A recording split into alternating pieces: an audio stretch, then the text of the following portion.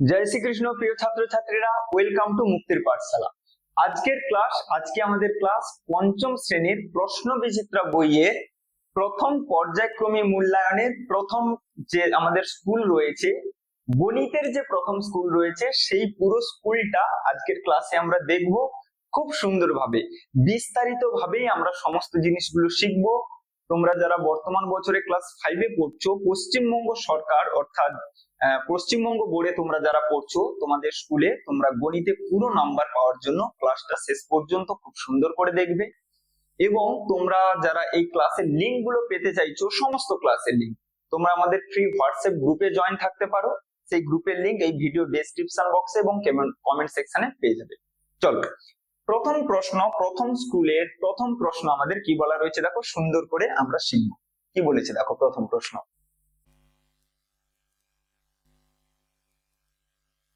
দেখো প্রথম প্রশ্ন আমাদের কি বলা রয়েছে, একের ক প্রথম প্রশ্ন আমাদের কি বলা রয়েছে। দেখো দুটো চিহ্ন রয়েছে, এই যে রকম দেখতে একটা চিহ্ন, এই রকম দেখতে একটা চিহ্ন। এটাকে ইংরেজিতে বলে গ্রেটার দেন, এটাকে ইংরেজিতে বলে স্মলার দেন। বাংলাতে এটাকে বলে অপেক্ষাকৃত বড় এবং এটাকে বলে অপেক্ষাকৃত ছোট। তাহলে এই চিহ্নগুলো আমরা কি কাজে ব্যবহার করব না, এই চিহ্নগুলো আমরা ব্যবহার করি দুটো সংখ্যার তুলনা করতে গিয়ে, যে দুটো সংখ্যার মধ্যে কোনটা ছোট এবং কোনটা বড় সেটা বোঝার জন্য এই চিহ্নগুলো আমরা ব্যবহার করি। তাহলে কখন আমরা ব্যবহার করব না, যে সংখ্যাটা বড় হাঁটা সর্বদা তার দিকে থাকবে। যেমন আমি যদি উদাহরণ দিয়ে বলি, আমি এখানে লিখলাম 5, এখানে লিখলাম 7, তাহলে এই দুটো সংখ্যার মধ্যে বড়কে আমরা জানি 7 বড়, তাহলে যে বড় এই রকম করে তার দিকে রাখতে হবে, হাঁটা সর্বদা বড়র দিকে থাকবে। তাহলে এই চিহ্নটার নাম কি, এই চিহ্নটার নাম হচ্ছে অপেক্ষাকৃত ছোট বা ক্ষুদ্র, যেটাকে বাংলাতে কি বলে, ইংরেজিতে বলে স্মলার দেন। তাহলে এই চিহ্নগুলো আমাদের এইখানে বসাতে হবে। দুটো প্রশ্ন রয়েছে অতে এবং আতে, এবং দেখো প্রশ্নের যে আমাদের সংখ্যাগুলো রয়েছে সেগুলো কিন্তু পূর্ণ সংখ্যা নয়, ভগ্নাংশ সংখ্যা, ফ্র্যাকশন রয়েছে। শুধু উত্তর বলে চলে যাব না, প্রত্যেকটা জিনিস বিস্তারিত ভাবে বলে বলে যাব। এখানে আমাদের কি রয়েছে, দুটো আমাদের প্রকৃত ভগ্নাংশ রয়েছে, প্রপার ফ্র্যাকশন রয়েছে। কি না, প্রকৃত ভগ্নাংশ আমাদের কাকে বলে, যে সমস্ত ভগ্নাংশের, এই হচ্ছে ভগ্নাংশ, উপরেরটাকে লব নিচেরটাকে হর বলে, নিউমারেটর এবং ডিনোমিনেটর। যার লব ছোট এবং হর বড় সেইগুলোকে আমাদের কি বলে, প্রকৃত ভগ্নাংশ বলে। তাহলে এটাও একটা প্রকৃত ভগ্নাংশ, এটাও একটা প্রকৃত ভগ্নাংশ। এবং দুটো প্রকৃত ভগ্নাংশের দেখো হরগুলো সমান। মনে রাখবে, হর সমান হলে লব যার বড় সেই ভগ্নাংশটাই বড় হয়, হর সমান হলে লব যার বড় সেই ভগ্নাংশটা বড় হয়ে যাবে। তাহলে এই দুটো ভগ্নাংশের মধ্যে বড়কে 11/20, তাই হাঁটা আমরা ওর দিকে রাখবো। বোঝা গেছে? চলে আসবো পরেরটাতে। পরেরটাও দেখো ঠিক একই রকম ভাবে, দুটো ভগ্নাংশের হরে দেখো 24 করে রয়েছে, একই রয়েছে। তাহলে হর যেহেতু একই, লব যার বড় সেই ভগ্নাংশটা বড় হবে। তাহলে এই দুটোর মধ্যে বড়কে 5 বড়, তাহলে 5/24 বড় হয়ে যাবে। তাই আমরা হাঁটা এই দিকে রাখবো। বোঝা গেছে? তাহলে যেই সংখ্যাটা বড় তীর চিহ্নের হাঁটা সেই দিকে থাকবে। চলো, ক্ষয়ের দাগে আমাদের দ্বিতীয় প্রশ্ন আমাদের কি বলা রয়েছে দেখো, 0, 8, 3, 2, 1 সংখ্যাগুলি দিয়ে তৈরি। এখানে অ্যাকচুয়ালি সংখ্যাগুলো না বলে অঙ্ক কথাটা সঠিক হবে, হয়েছে? অঙ্কগুলি, এগুলোকে সংখ্যা বলে না। কোন সংখ্যা যখন অঙ্কে ব্যবহৃত হবে, এগুলো দিয়ে যখন সংখ্যা তৈরি করব সেগুলোকে অঙ্ক বলা হবে। তাহলে এই অঙ্কগুলো দিয়ে তৈরি 5 অঙ্কের ক্ষুদ্রতম সংখ্যাটি লেখো। তাহলে মনে রাখবে, কিছু অঙ্ক দিয়ে, এগুলোকে ইংরেজিতে ডিজিট বলে, বাংলায় অঙ্ক বলে। কিছু অঙ্ক দিয়ে যখন আমরা সংখ্যা তৈরি করব, যেমন আমরা বর্ণ দিয়ে শব্দ তৈরি করি, এটাকে ইংরেজিতে কি বলে বলতো, পেন বলে, বাংলাতে বলে কলম। তাহলে ক একটা বর্ণ, ল একটা বর্ণ, ম একটা বর্ণ। এই ক, ল আর ম, এই তিনটা বর্ণ পাশাপাশি বসে একটা শব্দ তৈরি করলো কলম।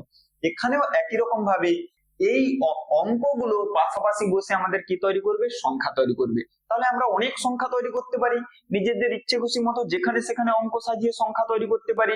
কিন্তু না, এখানে কি বলে দিয়েছে দেখো, ক্ষুদ্রতম সংখ্যাটা আমাদের লিখতে হবে। তাহলে অঙ্ক দিয়ে ক্ষুদ্রতম সংখ্যা লিখতে বললে কি করবে, ছোট থেকে বড় সাজাবে। কি করবে, ছোট থেকে বড় সাজাবে। তাহলে সব থেকে ছোট 0, তারপরে 1, তারপরে 2, তারপরে 3, তারপরে 8। কিন্তু এটা আমাদের ভুল। কেন ভুল? না, বৃহত্তম বললে বড় থেকে ছোট লিখতে হয়, ক্ষুদ্রতম বললে ছোট থেকে বড় লিখতে হয়। কিন্তু যদি অঙ্কগুলোর মধ্যে শূন্য থাকে তাহলে সেই শূন্যকে প্রথমে নয়, শূন্যকে দ্বিতীয়তে লিখতে হয়। শূন্যকে আমাদের প্রথমে না লিখে দ্বিতীয়তে লিখতে হয়। এবারে মনে প্রশ্ন আসতেই পারে যে প্রথমে না লিখে দ্বিতীয় কেন লিখবো? না, কোনো সংখ্যাকে, শূন্যকে যদি আমরা কোনো সংখ্যার প্রথমে লিখি শূন্যের কোনো মূল্য থাকে না। কেন? ধরো আমি এটাকে লিখলাম এইরকম, তাহলে এটাকে তোমরা কত বলো? এটাকে আমরা 5ই বলি। আবার এটাকেও আমরা কি বলি? 5 বলি। তাহলে 5-এর সামনে শূন্য দিলেও সেটা 5 থাকছে, 5-এর সামনে শূন্য না দিলেও সেটা 5 থাকছে। তাহলে এর সামনে যে আমি একটা অঙ্ক রেখেছি এর কোনো মূল্যই থাকছে না। ও সামনে থাকুক বা না থাকুক এটা সর্বদা 5ই থাকে। তাহলে কোন সংখ্যার শুরুতে শূন্য থাকলে সেই শূন্যের কোনো মূল্য থাকে না। যেমন আমি এটাকে লিখেছি, এটাকে সবাই কত বলবে বলতো? এটাকে সবাই 1238 বলবে, তাহলে শূন্যের তো কোনো মূল্যই থাকলো না। এই শূন্যের মূল্য দেওয়ার জন্য আমাদেরকে সর্বদা শূন্যকে দ্বিতীয় স্থানে রাখতে হবে। মনে থাকবে? তাহলে ক্ষুদ্রতম বললে ছোট থেকে বড় সাজাবো, বৃহত্তম বললে বড় থেকে ছোট সাজাবো। কিন্তু ক্ষুদ্রতমের সময় একটা কথা মনে রাখবো, যদি শূন্য থাকে শূন্যকে দ্বিতীয় স্থানে রাখবো। তাহলে এইটা আমাদের সঠিক উত্তর হয়ে যাবে। চলো পরবর্তী গয়ের দাগের প্রশ্ন আমাদের কি বলেছে দেখো। গয়ের দাগে বলেছে স্থানীয় মানে বিস্তার করে লেখো। তাহলে এইগুলো, এটা একটা জোড়, এটা একটা, এটা একটা, এইগুলোকে পরপর করে লিখে দেবো। তাহলে এখানে 10,000, এখানে 10,000, মোট আমাদের কত হলো? 20,000 দিয়ে প্লাস চিহ্ন দিয়ে দেবো। এইরকম স্থানীয় মানে লিখতে হবে। এখানে 1,000, এখানে 1,000, তাহলে আমাদের কত হয়ে গেল? 2,000। এরপরে চলে আসো, এখানে 100, এখানে 100, আমাদের কত হয়ে যাবে? 200। এবারে চলে আসো, না সরি 200 নেই, এখানে 400 আছে, 4টা 100 আছে। দেখো 100, 200, 300 এবং 400, 400 আছে। এরপরে দেখো 10 আমাদের একটা আছে, 1 আমাদের দুটো, 2 আছে। কেউ কিন্তু যোগ করবে না, এখানে বলেই দিয়েছে স্থানীয় মানে বিস্তার করে লিখতে হবে। তাহলে এই রকম আকারে লিখবো 20,000, 2,000, 400, 10 এবং 2। এইটা আমাদের সঠিক উত্তর হয়ে যাবে। চলো পরবর্তী ঘয়ের দাগের প্রশ্নে কি বলেছে দেখো, মৌলিক জোড় সংখ্যাটি কত? তাহলে তোমরা প্রত্যেকেই আশা করি মৌলিক সংখ্যা শিখেছো। যখন মৌলিক সংখ্যা তোমাদেরকে শিক্ষক মহাশয় শিখিয়েছেন তখন তোমাদের নিশ্চয়ই বলেছেন যে মৌলিক সংখ্যা যতগুলো হয় 2 হচ্ছে একমাত্র মৌলিক সংখ্যা, একমাত্র প্রাইম নাম্বার যেটা কিনা জোড় হয়, ইভেন হয়। তাহলে একমাত্র জোড় মৌলিক সংখ্যাটি কত? আমাদের উত্তর হয়ে যাবে 2। আর যত মৌলিক সংখ্যা আসবে সবগুলো কিন্তু বিজোড়, এরপরে আর কোনো জোড় মৌলিক সংখ্যা আসবে না। ঠিক আছে? 2 হচ্ছে একমাত্র জোড় মৌলিক সংখ্যা। ওটাই জানতে চেয়েছে মৌলিক জোড় সংখ্যাটি কত, 2 আমাদের অ্যান্সার হয়ে যাবে। উমতে কি বলেছে দেখো, একটা ছবি দেয়া রয়েছে, সেই ছবির তলগুলো কেমন জানতে চেয়েছে। ওপরে একটা তল, নিচে একটা তল। তোমরা দেখো এই যে চিত্রটা দেখে কিছু কি মাথার মধ্যে আসছে? এই চিত্রটা তোমরা কখন কোথায় দেখো? দেখো তোমাদের অনেক সময় জন্মদিন পালন করা হয়, এইরকম দেখতে, বার্থডে কাপটা এইরকম করে দেখতে হয় না? যদি নাও দেখে থাকো প্রত্যেকে কম বেশি বিয়ে বাড়িতে গিয়ে থাকবে। বিয়ে বাড়িতে গিয়ে থাকলে দেখবে বরের মাথায় এইরকম একটা টোপর থাকে, ঠিক এইরকম দেখতে হয় না? ঠিক আছে, তাহলে দেখো এই যে উপরের মতো বা এই যে দেখো পেনের অগ্রভাগটা ঠিক এইরকম দেখতে হয়। তাহলে তোমরা বরের টোপরের কথাটাই কল্পনা করো, ভাবো। তাহলে উপরের দিকটা এইরকম হয়, নিচের দিকটা আমাদের কি হয়? সমান হয়। তাহলে এই যে নিচের অংশটাকে আমরা কি বলবো? এটাকে আমাদের বলবো সমতল। ঠিক আছে, বোঝা গেল না? যদি না বোঝা যায় আবার বোঝাচ্ছি। দেখো তুমি ভাবো বরের টোপরটা তো ফাঁপা থাকে, ফাঁকা থাকে, তুমি বরের টোপরটাতে কিছু মাটি বা কিছু দিয়ে সুন্দর করে ভরিয়ে দাও, একদম পুরো লেভেল করে দাও, দিলে দেখো উপরের অংশটা সুন্দর করে মাটি দিয়ে ভরিয়ে দিলে তাহলে উপরটা পুরো সমতল হয়ে গেল। আর এইরকম গোল করে একটা কি থাকে? এইরকম বক্রতল থাকে। তাহলে এই যে গোলাকার অংশটা, এটা কিন্তু আমাদের কেমন হয়? এই যে দেখো পেনটা যদি বোঝা যাচ্ছে, এই যে এইরকম করে এটা কি আমাদের গোলাকার অংশ, বক্রাকার অংশ। এইটাকে আমাদের কি বলবো? এটাকে আমাদের বলবো বক্রতল। আর নিচটা আমাদের কি থাকে? নিচটা আমাদের সমতল থাকে, তলটা পুরো এরকম সোজা লেভেল থাকে নিচটা, তাই না? তাহলে এটা আমাদের কি হয়ে যাবে? সমতল। এটা আমাদের কি হয়ে যাবে? বক্রতল। চলো জয়ের দাগ কি বলেছে দেখো, 7,625 সংখ্যাটিতে 7 ও 2 এর স্থানীয় মান কত? কম বেশি তোমরা প্রত্যেকেই স্থানীয় মান শিখেছো। স্থানীয় মান কি বলে? না, ওই অঙ্কটা কোন স্থানে অবস্থিত সেটাকেই বলে তার স্থানীয় মান। তাহলে 7 কোথায় অবস্থিত? 7 এখানে অবস্থিত। তাহলে 7 এর স্থানীয় মান কত হবে? যে কোনো অঙ্কের স্থানীয় মান লিখতে বললে কি করবে? সেই অঙ্কটাকে লিখবে। এখানে 7 এর স্থানীয় মান বলেছে, তাহলে 7 কে লিখবো এবং 7 এর ডান দিকে যতগুলো অঙ্ক আছে ততগুলো শূন্য দিয়ে দেবো। তাহলে 7000 আমাদের উত্তর হয়ে যাবে। আরো বাকি আছে, 2 এর স্থানীয় মানও জানতে চেয়েছিল। তাহলে এই হচ্ছে 2 এর স্থানীয় মান কত হবে? 2 লিখবো, 2 এর ডান দিকে যতগুলো অঙ্ক আছে ততগুলো শূন্য লিখবো। তাহলে 7 এর স্থানীয় মান আমাদের উত্তর হবে 7000, 2 এর স্থানীয় মান উত্তর হবে আমাদের কত? 20। বোঝা গেছে? তাহলে যে কোনো অঙ্কের স্থানীয় মান বের করতে বললে আমরা তাহলে খুব সহজেই লিখতে পারবো। এখান থেকে বলে রাখি, কখনো যদি শূন্যের স্থানীয় মান বের করতে বলে, আমাদেরকে যদি শূন্যের স্থানীয় মান জানতে চায়, শূন্য যেখানেই থাকুক না কেন শূন্যের স্থানীয় মান সর্বদা শূন্যই হবে।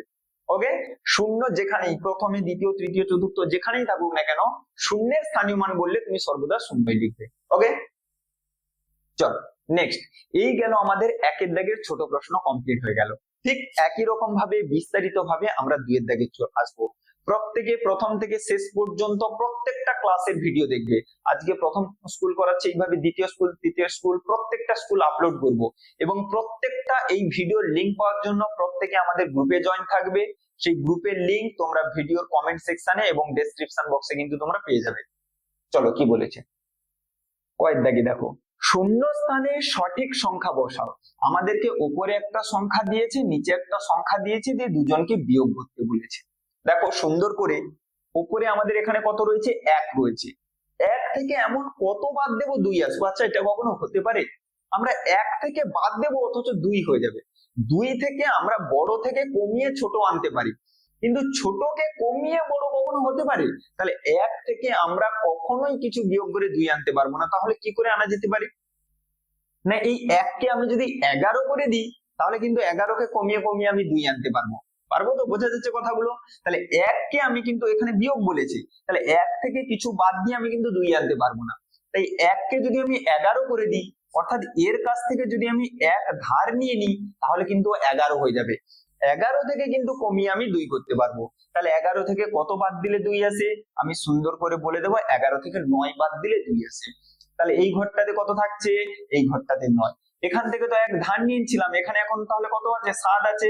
দেখো 7 থেকে 2 বাদ দিলে দেখো এখানে 5 আছে। ঠিকই আছে, কোনো সমস্যা নেই। এবার এই ঘরটাতে চলে আসো, 5 থেকে কত বাদ দিলে 4 হবে? 5 থেকে কত বাদ দিলে 4 হবে? আমরা খুব সহজেই বলে দিতে পারি, 5 থেকে 1 বাদ দিলে 4 হবে। আর এটা তো করে দিয়েই আছে। তাহলে এখানে আমরা কত বসাবো? 9 বসাবো। যখনই দেখবে যে ছোট থেকে কমিয়ে বড় আনতে হবে, সর্বদা কি করবে? বাম দিক থেকে 1 তুমি ধার নিয়ে নেবে, নিলেই তোমার কাজ সহজ হয়ে যাবে। তাহলে এই ঘরটাতে বসবে 9, এই ঘরটাতে বসবে 1। চলো ক্ষয়ের দাগ, 4 ও 6 এর দুটি সাধারণ গুণিতক। গুণিতক তোমরা শিখেছো, গুণিতক মানে কি? নামতা। যে কোনো সংখ্যার গুণিতক বের করতে বললে সেই সংখ্যাটার আমরা নামতা লিখে দেবো। তাহলে 4 আর 6 এর গুণিতক বের করব। তাহলে 4 এর গুণিতক গুলো কি কি আমরা লিখতে পারি?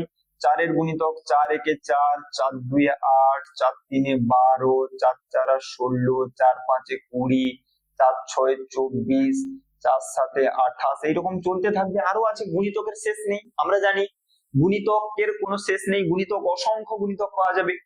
একই রকম ভাবে 6 এর যদি গুণিতক বের করি তাহলে কত বেরোবে? 6, 6 একে 6, 6 2 12, 6 3 18, 6 4 24, 6 5 30, এরকম চলতে থাকবে, শেষ নেই। এবারে দেখো এখানে একটা শব্দ বলেছে সাধারণ।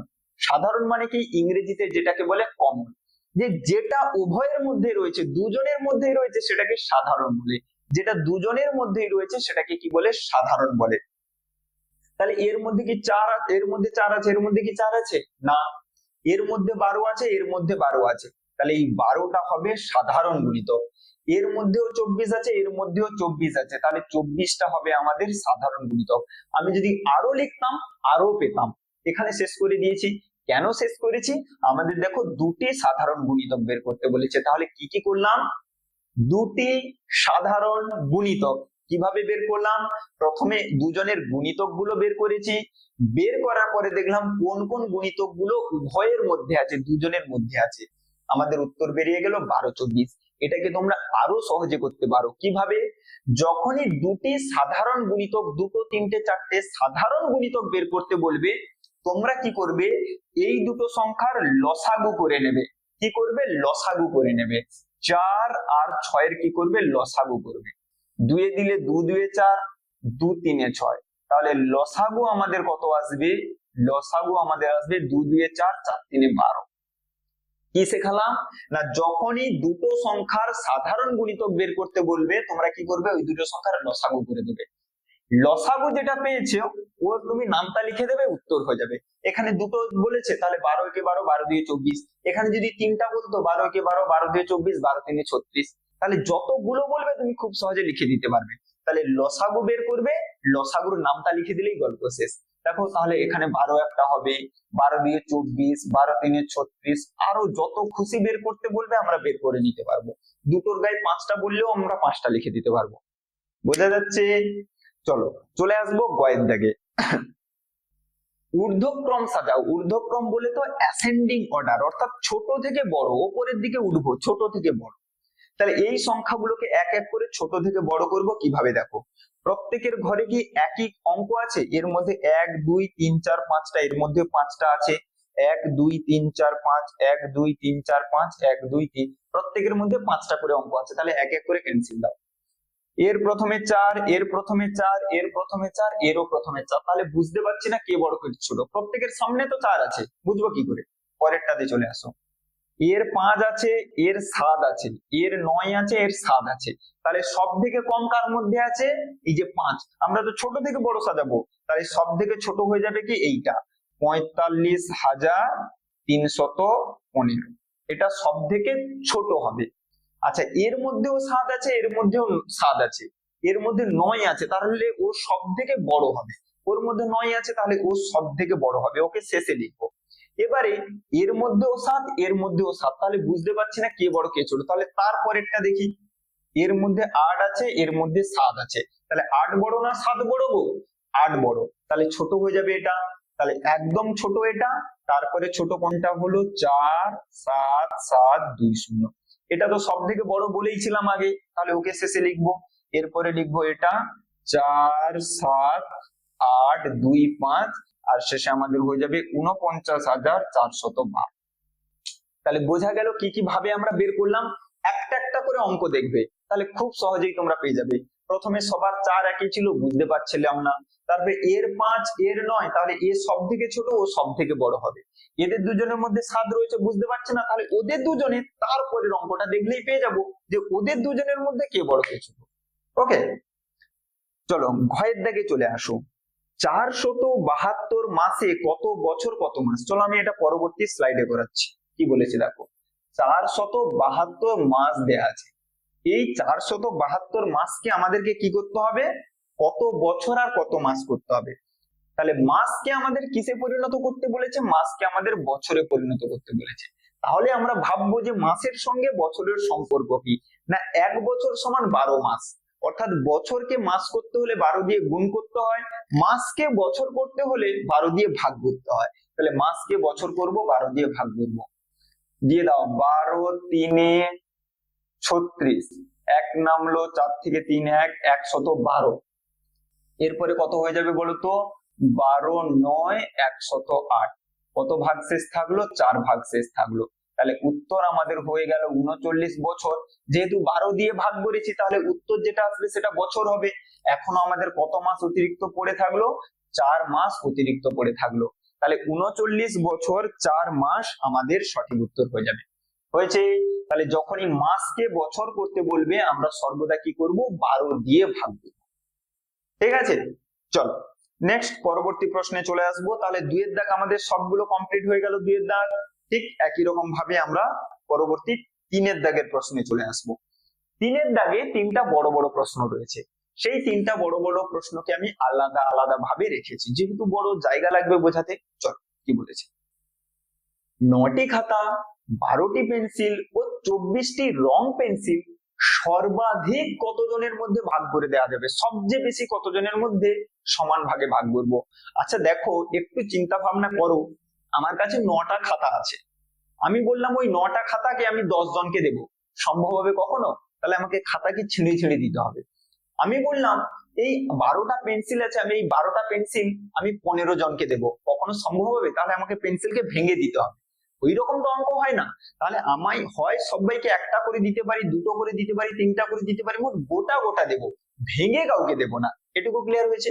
তাহলে 9টি খাতা আমি সর্বোচ্চ 9 জনকে দিতে পারি বা তার থেকে কম জনকে দিতে পারি, কিন্তু আমি 9 থেকে বেশি জনকে দিতে পারবো না।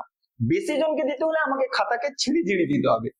তাহলে আমাদের উত্তর যেটা বেরোবে 9 থেকে কম বেরোবে। আমার এই প্রথম কথাটা বোঝা গেছে? আমি জানি না উত্তর কত বেরোবে, কিন্তু আমি এটুকু বলে দিলাম 9 থেকে কম বেরোবে, কারণ আমি 9 থেকে বেশি জনকে তো দিতে পারবো না। 9 থেকে বেশি জনকে দিতে হলে আমাকে খাতা ছিঁড়তে হবে, যেটা কিনা সম্ভব নয়। তাই আমি 9 থেকে কম জনকে দেবো। তাহলে উত্তর যেটা বেরোবে সেটা কি বেরোবে? 9 থেকে কম বেরোবে। আচ্ছা, কম কখন বেরোয়? দুটো কথা, একটা হচ্ছে গসাগু আর একটা হচ্ছে লসাগু। কখন কম বেরোয়? গসাগু করলে কম বেরোয় না লসাগু করলে কম বেরোয়? আমরা জানি লসাগু করলে বেশি আসে, গসাগু করলে কম আসে। দেখো ঠিক আগের অঙ্কটাতে দেখো লসাগু করেছিলাম, 4 আর 6 এর লসাগু করেছিলাম, 12 বেরিয়েছে। তাহলে 4 আর 6 থেকে বেশি বেরিয়েছে, তাহলে লসাগু করলে উত্তর সর্বদা বেশি আসে, আর গসাগু করলে উত্তর কম আসে। তাহলে আমাদের এখানে তো দেখছি উত্তরটা কম আসবে, 9 থেকে কম আসবে। তাহলে আমাদেরকে কি করতে হবে? গসাগু করতে হবে। চলো, গসাগু কিভাবে করতে হয়? এমন একটা সংখ্যা ধরবো যেটাকে দিয়ে সবাইকে ভাগ করবো। 3 3 এ 9, 3 4 এ 12, 3 8 এ 24। ঠিক আছে? আর কি যাবে? আর যাবে না। তাহলে আমাদের গসাগু কত এসছে? 3 এসছে। তাহলে এই জিনিসগুলো আমি সর্বাধিক কত জনের মধ্যে ভাগ করতে পারি? 3 জনের মধ্যে ভাগ করতে পারি। 3 জনের মধ্যে ভাগ করলে কি হবে? প্রত্যেকে 3টা করে খাতা পাবে, 4টা করে পেন্সিল পাবে, 1টা করে রং পেন্সিল পাবে। এর থেকে তুমি কম জনকেও দিতে পারো, কিন্তু এর থেকে তুমি বেশি জনকে দিতে পারবে না। তাহলে 3 দাগের সঠিক উত্তর আমাদের কত হয়ে যাবে? 3 জন আমাদের সঠিক উত্তর হয়ে যাবে। এই কথাটা সুন্দর করে মনে রাখবে যে কখন লসাগু করব, কখন গসাগু করব। উত্তর যখন বেশি আসবে লসাগু করব, উত্তর যখন কম আসবে গসাগু করব। চলো পরবর্তী প্রশ্ন। এটা কিন্তু ভালো প্রশ্ন। ঠিক আছে, এই প্রশ্ন প্রত্যেক বছর তুমি পরীক্ষাতে প্রথম ইউনিট টেস্ট, না হলে দ্বিতীয়, না হলে ফাইনাল ইউনিট টেস্টে পাবেই এই অঙ্কটা। কি বলেছে দেখো, শ্যামল বাবু তার 8 মাসের আয় দিয়ে 9 মাসের খরচ চালান। তার মাসিক আয় যদি 11,232 টাকা হয়, তাহলে 9 মাসের খরচ কত? তাহলে শ্যামল বাবু একটা জায়গাতে কি করে কাজ করে, তাহলে যেহেতু কাজ করেন প্রত্যেক মাসে মাসে একটা বেতন পান। তাহলে প্রথম মাস, দ্বিতীয় মাস, তৃতীয় মাস, চতুর্থ মাস, এই এক এক মাস করে 8 মাসে যত টাকা বেতন পাচ্ছে সেই টাকাটা তার খরচ করতে 9 মাস সময় লাগে। এই যে কথাটা বলা আছে, 8 মাসের আয় দিয়ে 9 মাসের খরচ চালান। তাহলে 8 মাসে যত টাকা আয় করছে সেটা খরচ করতে কত মাস সময় লাগছে? 9 মাস সময় লাগছে। তার মানে প্রত্যেক 8 মাস অন্তর 9 নম্বর মাসটাতে যত টাকা আয় করে সেটা তার বেঁচে থেকে যাচ্ছে। ঠিক আছে, আমাদেরকে কি জানতে চেয়েছে? তার মাসিক আয় দেয়া রয়েছে 11,232 টাকা। মাসিক আয় মানে কি? এক মাসের আয়, এক মাসের আয় দেয়া রয়েছে। তাহলে এক মাসে কত টাকা আয় করে? 11,232 টাকা আয় করে। আচ্ছা, এক মাসে যদি 11,232 টাকা আয় করে, এইভাবে 1 মাস, 2 মাস, 3 মাস করে 8 মাসে কত টাকা আয় করবে? 8 মাসের আয় কত হয়ে যাবে? 8 মাসের আয়, 8 মাসের আয়। তাহলে আমরা কি করে দেবো? 1 মাসের আয় যদি এটা হয়, 8 মাসের আয় কি গুণ করে দেবো। 8 2 এ 16, 6 হাতে 1, 8 3 এ 24, একে 25 এর 5 হাতে 2, 8 2 এ 16, 2 18 8 হাতে 1, 8 একে 8 1 9, 8 একে 8। আমার যদি গুণ কোথাও ভুল না হয় আবার একবার দেখে নিই। 8 2 এ 16, 6, 8 3 এ, এখানে ভুল হয়ে গেছে না, ঠিক আছে, 8 3 এ 24, একে 25 2, 8 2 এ 16, 2 এ 18, 8 একে 8, ঠিক আছে। তাহলে 8 মাসে কত টাকা আয় করেন? না 8 মাসে 89,856 টাকা আয় করে। প্রশ্নে বলেছিল 8 মাসে যত টাকা আয় করে সেটাই তার 9 মাসের খরচ। 8 মাসে যত টাকা আয় করে সেটাই তার 9 মাসের খরচ। আমাদেরকে ওটাই জানতে চেয়েছে, 9 মাসের খরচ কত। তাহলে 8 মাসে যত টাকা আয় করে সেটাই তার 9 মাসের খরচ। তাহলে 9 মাসের খরচ কত হয়ে যাবে? এটাই হয়ে যাবে, 8 মাসে যত টাকা আয় করে সেটাই হচ্ছে 9 মাসের খরচ। 8 9 8 5 6 হয়েছে 89,856 টাকা আমাদের সঠিক উত্তর হয়ে যাবে। এটা তোমাদের পরীক্ষাতে 9 মাসের আয় না খরচ জানতে না চেয়ে তোমাকে 1 মাসের খরচও জানতে চাইতে পারে। তখন তোমাকে কি করতে হবে, 9 মাসের খরচ যদি এত টাকা হয়, 1 মাসের খরচ কত হয়ে যাবে, এইটাকে 9 দিয়ে ভাগ করে দিতে হবে যদি 1 মাসের খরচ জানতে চায়। এখানে 9 মাসের খরচ জানতে চেয়েছে, তাহলে 8 মাসের আয় যত টাকা সেটাই হবে 9 মাসের খরচ। চলো পরবর্তী প্রশ্ন দেখো, পরবর্তী প্রশ্ন দেখো কি বলা রয়েছে আমাদের। দেখো, মুর্শিদাবাদের ইট ভাটায় প্রথম দিনে 42,204টি ইট তৈরি হলো, পরের দিন 40,807টি ইট তৈরি হলো, দুদিনে মোট কতগুলো ইট তৈরি হয়েছে? তাহলে ইট ভাটায় প্রথম দিন এতগুলো ইট, পরের দিন 40,807টা ইট, তাহলে দুদিনে মোট কতগুলো? সহজ প্রশ্ন, যোগ করে দেবো, কিন্তু এগুলোকে তোমাদের একটু ভাষা দিয়ে লিখতে হবে, না হলে পরীক্ষায় তোমরা নাম্বার পাবে না। ঠিক আছে, কি লিখতে হবে? প্রথম দিনের ইট সংখ্যা বলে আমরা লিখবো 42,204, ঠিক তার নিচে লিখবো দ্বিতীয় দিনের ইট সংখ্যা সমান চিহ্ন দিয়ে লিখবো 40,807 বলে এটাকে এরকম যোগ করব। 7 4 11 1 হাতে 1, 8 2 10 0 হাতে 1, 4 4 8, তাহলে এটা উত্তর এলো। দিয়ে শেষে এইরকম অতএব চিহ্ন দিয়ে লিখতে হবে, অতএব দুদিনে কারখানায় মোট কত গো? 83,011টি ইট তৈরি হলো। এই কথাটা লিখে দিতে হবে, দুদিনে কারখানায় মোট 83,011টি ইট তৈরি হলো। এই আমাদের অঙ্ক সম্পূর্ণ হলো। এই রকমটা করলে 2 নাম্বার 3 নাম্বার যেটা থাকবে তুমি সেটা পাবে। ঠিক আছে, ওই শুধু একটু যোগ করে দিলেই হবে না, যেহেতু নম্বর বেশি তোমাকে একটু কিন্তু ভাষা নিয়ে লিখতে হবে। হয়েছে? এই হচ্ছে তাহলে আমাদের প্রথম স্কুল প্রথম পর্যায়ক্রমিক মূল্যায়নের 2026-এর প্রথম স্কুল, এটা আমরা দেখলাম। একই রকম ভাবে আমরা 1-2 দিন অন্তর অন্তর কিন্তু একটা স্কুল আমরা আপলোড করব, এবং প্রত্যেকটা স্কুলের সলিউশন পাওয়ার জন্য প্রত্যেকে আমাদের কিন্তু হোয়াটসঅ্যাপ গ্রুপে, ফ্রি হোয়াটসঅ্যাপ গ্রুপে যুক্ত থাকবে। তার জন্য কি করতে হবে, ভিডিওর ডেসক্রিপশনে কিংবা এই ভিডিওর কমেন্ট সেকশনে দেখবে একটা ফ্রি হোয়াটসঅ্যাপ গ্রুপে তোমরা লিংক পাবে, সেই লিংকে টাচ করলেই তোমরা কিন্তু আমাদের হোয়াটসঅ্যাপ গ্রুপে যুক্ত হয়ে যাবে। সেখানে কি পাবে, যখনই আমরা এই ধরনের ভিডিওগুলো ইউটিউবে আপলোড করব তার লিংক সেখানে দিয়ে দেওয়া হবে, ফলত তুমি খুব সহজেই জানতে পেরে যাবে যে কোন দিন কোন ক্লাসটা আপলোড করা হচ্ছে। ঠিক আছে, চলো দেখা হচ্ছে পরবর্তী স্কুল নিয়ে পরবর্তী ক্লাসে। চলো বাই।